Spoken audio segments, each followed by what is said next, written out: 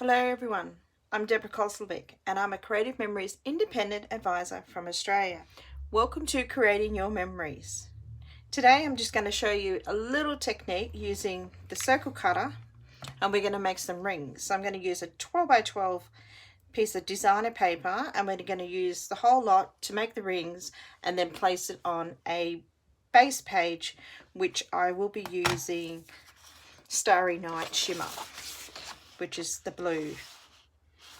So to start off with, you will need is a 12 by 12 designer piece of paper, your 13 by 13 inch mat, your circle cutter, and some repositional tape.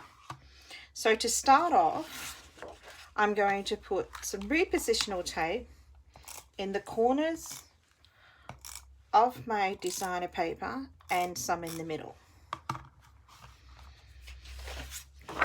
And then I'm going to line it up on my 13 by 13 inch mat so it measures out on the 12 by 12. So now I have my circle cutter. With the circle cutter, you have lines on either side which will line up with your 6 points, and then either end will also line up in your 6 points. The dial in the middle has that knobby thing on the bottom which lines up right in your center of your designer paper. To complete this layout, to start off with, we need to start with our biggest circle, and then we're going to start from our biggest circle, which is right at the end of the circle cutter, and we're going to start off with the 12 inch. Doesn't go quite to 12 inches, but we're just going to go right to the end, and then we're just going to take it down. And that will take it for the whole circle, and we're just going to move it down step by step and continue to cut. So I'm just going to line this up with the 12. Another way to make this easy for you if you have trouble finding your center point is getting a center ruler and a pencil,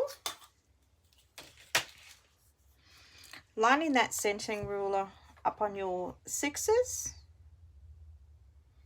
so it's lined up, just using a normal black lead pencil because that's easy to rub out. And then you can always just put a dot, and that dot will find your center. So if you accidentally move that, that's going to help you back to find your center point where you very first started off, and that's going to help you line it up so then your circles will come out exactly the same. So we're just going to line that up on your 6s or using the dot, and then we're just going to push down the center housing knob, and that's going to hold the circle maker in place. Our next step is we're going to push in the white button and then pushing down at the same time. That brings the blade out on the cutter, and we're going to go around. So we're going to cut our first circle. Just going to go around twice to make sure that I've completely cut the circle. So now I'm going to hold down on the housing of the circle maker, just moving the white dial, and I'm going to move it down to 11.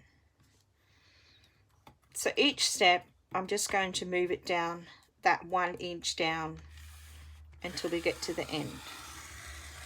So going around, cutting our next circle without moving anything on the board. Everything should stay in place so you don't have to move it. So now we're going to take that down to 10,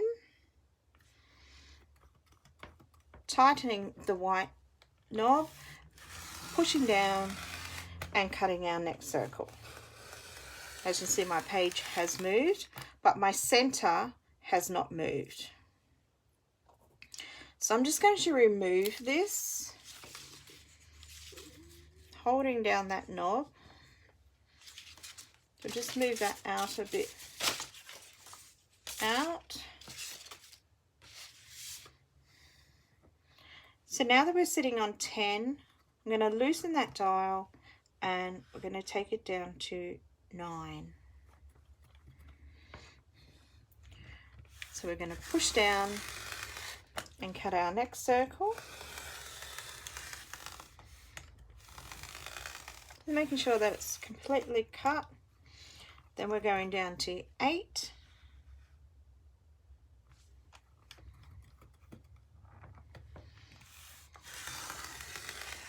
Cutting our 8-inch circle. 7. So just taking it down 1 inch at a time.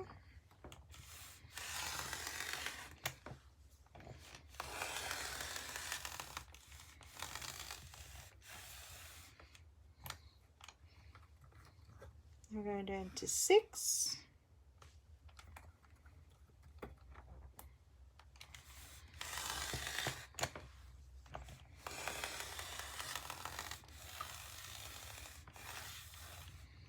Then we'll go down to 5.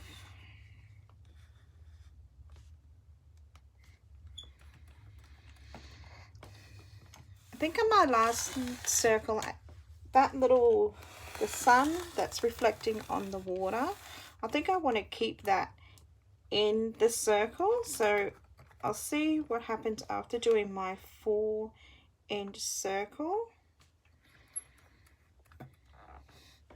So I'm going to cut my 4-inch.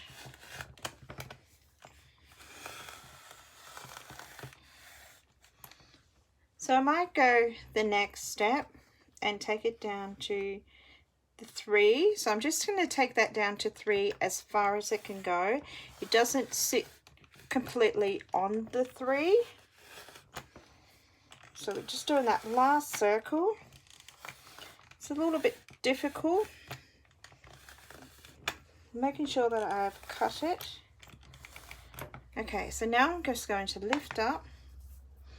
So I'm just going to get an eraser and just rub out that pencil dot. So now that we've done that, I'm just going to bring in the shimmer, the Starry Night Shimmer.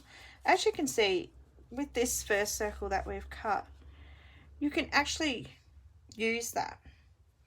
So you might want to make a double page spread and you might want to have this one on the opposite side, or you could take your rings and just, instead of having the 12-inch circle, you could go to your 11 and then going down and leaving that gap. So that's another layout that you complete with the rings.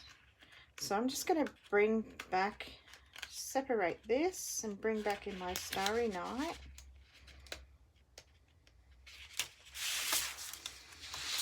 Getting stuck with the repositional tape. So I'm just going to bring in my multi-purpose tool. Just going to lift this. That one has repositional tape on it. And I'm just going to slide that underneath.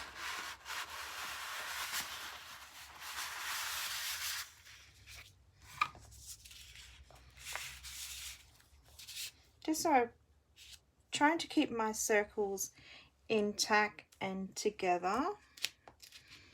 Just going to remove this last one because it has the repositional tape on it. So now what I'm going to do is I'm going to put them all down.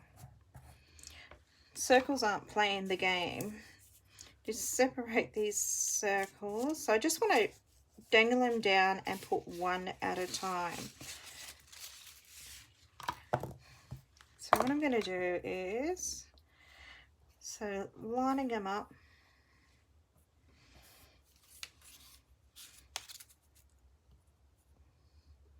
so like sitting them on top of each other and going down in the sizes. Trying to keep the colours together as much as you can, so they're lined up, and just placing them on top of each other. as so. And then as we're going down,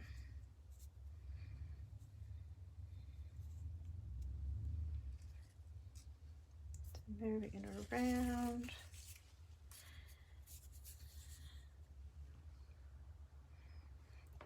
And as you can see, it gives that nice ripple effect. And then we've got our 5, our 4.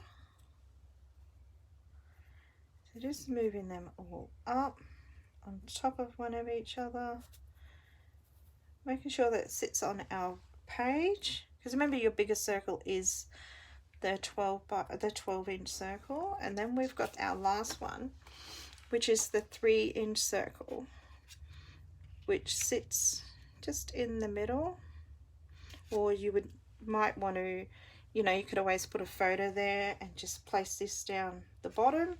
It's purely up to yourself. And then you've got the 3-inch circle. So you can actually do it like that, and then you might want to put a photo down the bottom, so it's just got that ripple effect. So it's simple, easy layout, just using the circle cutter and creating rings. You can always put a photo, a 4x4 photo down the bottom. So either way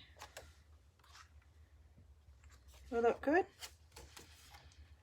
So that's how you do your rings using the circle cutter, from going from a 12-inch circle down to a 3-inch circle. Very simple.